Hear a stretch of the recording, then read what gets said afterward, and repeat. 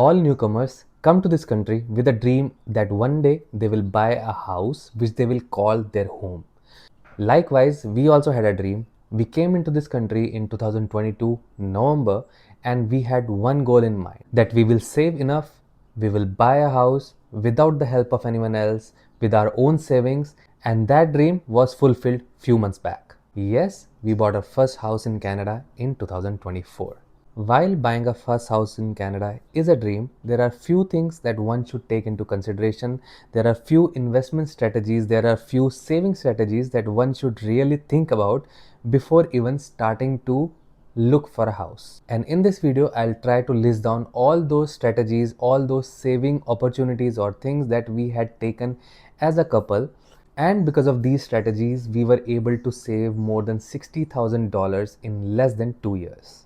A point should be noted that we didn't borrow any money from anyone else. As we were in our late 20s, we did not have any properties under our name back in our home country, which is India. So all the savings which were done here were our own savings, which we had earned in this country, Canada. So before starting this video, if you are new to this channel, do like this video, subscribe to our channel, The Desi Odyssey. Let's start this video. So I will be breaking down this video in few pointers. The first pointer of that is not buying a car. I know some of you will criticize me by saying that a car is a necessity in this country. I agree with you. It's very important to have a car in Canada because it's a huge country. The transportation takes a lot of time from going from one place to the other. But initially, when we had come here, we had one thing in our mind that we will save the max amount of money possible. So the first thing was not buying a car, as I already said, and by doing that, we saved more than $20,000 in 2 years. Now you will say that this number is imaginary and I am just making stuff up, but I can give you a detailed breakdown.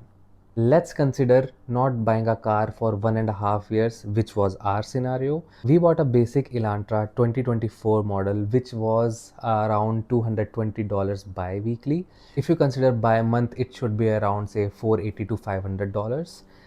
Our insurance monthly comes up around $320. The gas prices comes around $150 to $200, and there are other miscellaneous expenses. So if you do the maths around these numbers, you will come to know that you can save around $20,000 in less than 2 years. That's what we did initially, and we were only able to do this because we were living in a place which was near to transit. The bus stop, train station was in a walking distance. So my suggestion will be that if you are coming to this country or if you are planning to buy a house, stay near transit stations, stay near bus stops, so that you cut down on those travel times, and in turn you will save a lot of money.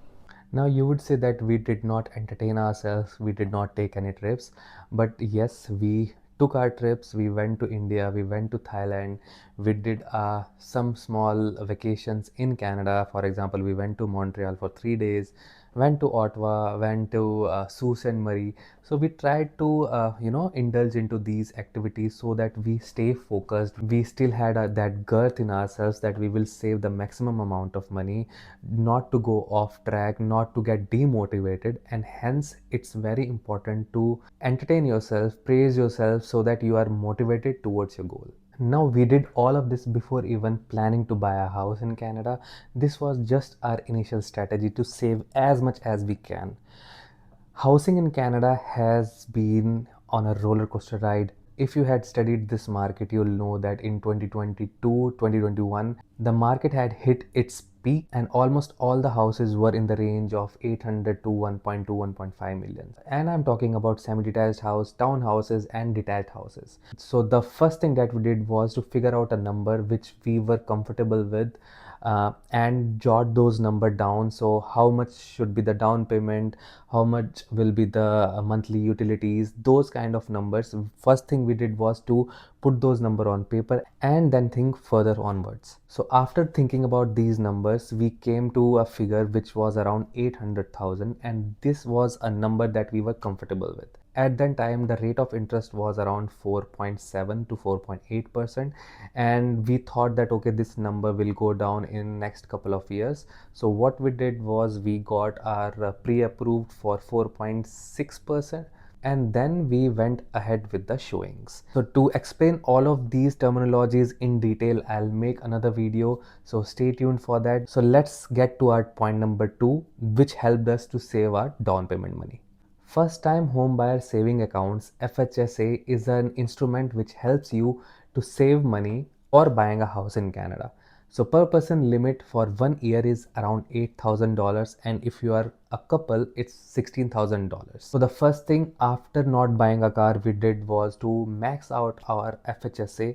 So we invested all that money, so $16,000, which also gave us an interest which is tax free of around $2,000. So this way we were able to save $18,000 in less than 1.5 years. There's one more instrument which you can contribute to. It's called RRSP. So to give you a context, I got my job in February 2023, which was around 3 months after we landed in Canada, and the job didn't pay a lot, so we were not able to max out our RRSP, but still we contributed around 3 to 4 thousand in that account. That way we also gained some interest on it. So you can use this account to put down that money towards your down payment. We didn't do that, but from my learnings I am explaining it to you that this can be done. This way you will save a lot of headache, and the interest which is earned on RRSP, again it's tax free. A registered retirement saving plans RRSP helps you to save money. On top of that, reduces your yearly annual taxable income, which gives you some tax credits by the end of year. So you will save some amount of money on your taxable income. At the same time you will be earning interest on the investment that you have done. So there's one thing called as home buyer plan, which helps you to take this money and put towards your down payment for a first time home buyer.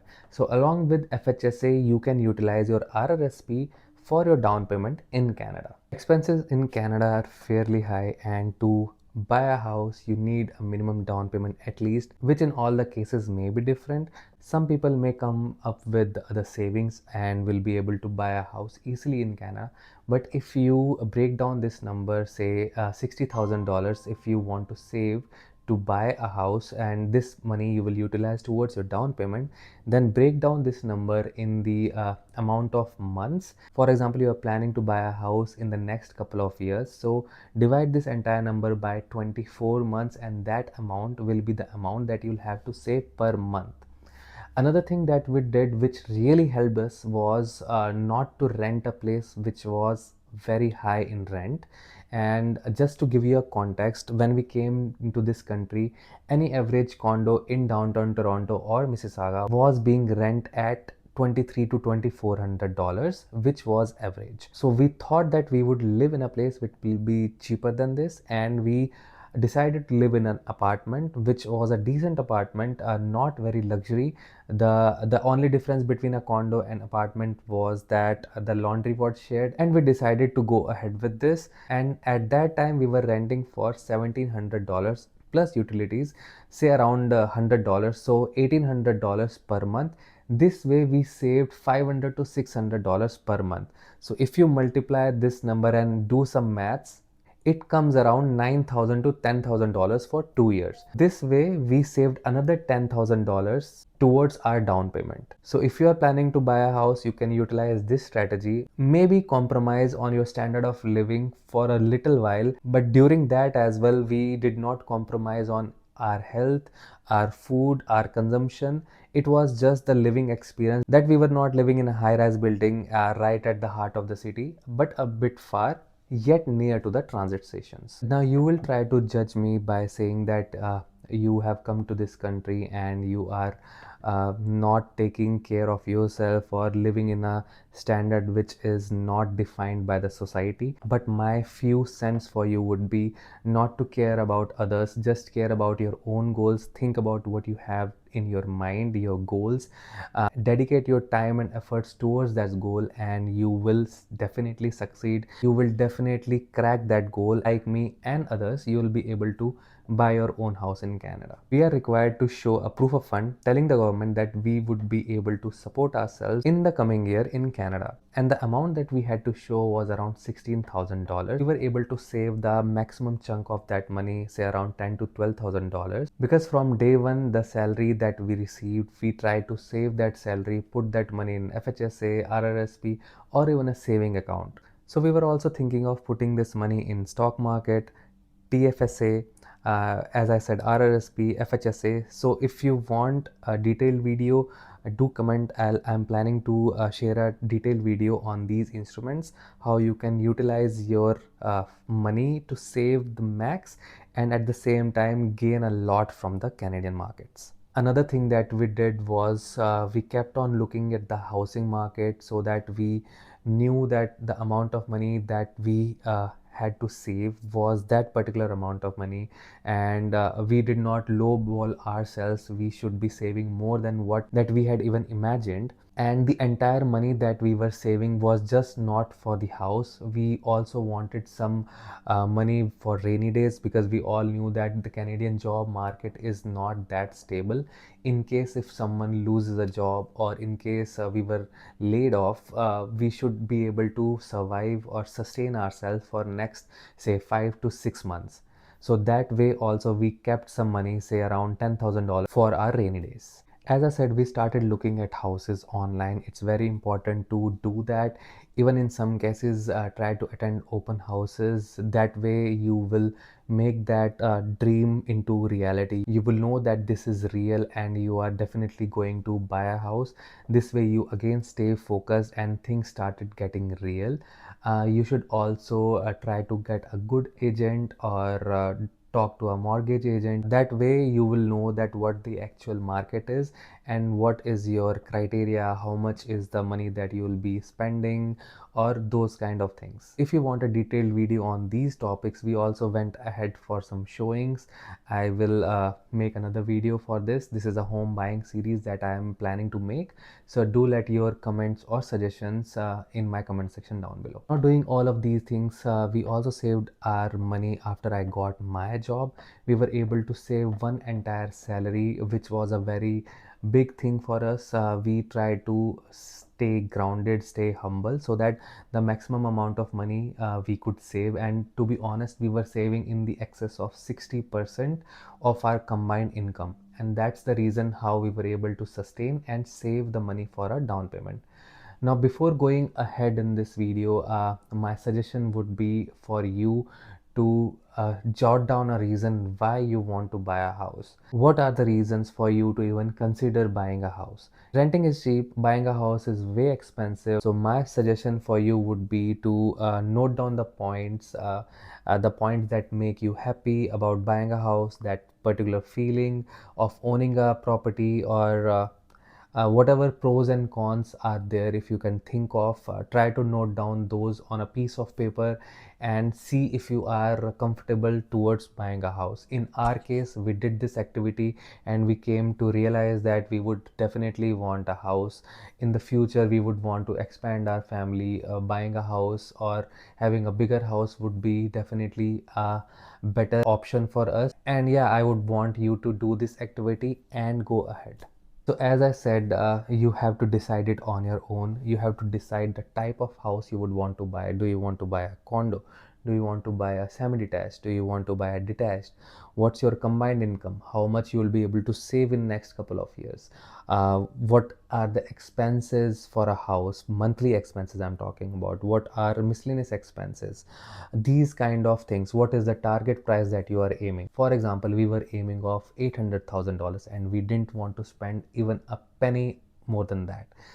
Even if that means not buying a detached house. So this was our plan. So try to note down these points, try to think in this way, try to have discipline in saving, because there will be many things or many opportunities around. For example, do you want to dine in a luxury restaurant, or you are happy in dining in a mom and pop shop? So these are the things that you will have to consider. The thing related to buying a car, we did not buy a car till we bought our house. So that was one thing that we did that meant that it was difficult for us to go for showings. But in that case, our realtor was with us. He was with us in the entire journey and took us to different showings, open houses, and that way we were never deprived of having a car. And if you are single, still want to buy a house in Canada, consider living in a shared accommodation. This way, for example, if your salary is 80 to $90,000, and uh, in the first place, if you wanted to rent separately, you would be paying say around $22 to $2,400. This way you can save significantly, say pay around $700 to $800 per month and save a lot of money. So these are the things, these are the compromises that you have to make, or adjustments you have to make, making that dream come true, making that realization of buying a house in Canada. You can be a couple or you can be a single person living alone in this country, but your goals should be aligned. Just concluding this video, I would like to say that take baby steps towards your saving, make a plan, make a foolproof plan, backtrack your numbers, cut down on your expenses, maybe not take luxury trips or not buy expensive things. Take use of all the instruments that the government has provided in Canada. Try to save as much as you can in the next couple of years or whatever time interval that you have chosen for yourself towards buying your dream house in Canada. So that's about it. If you like this video, give it a thumbs up, subscribe to our channel The Desi Odyssey, share it with your friends. I will see you in the very next video. Till then, goodbye and take care.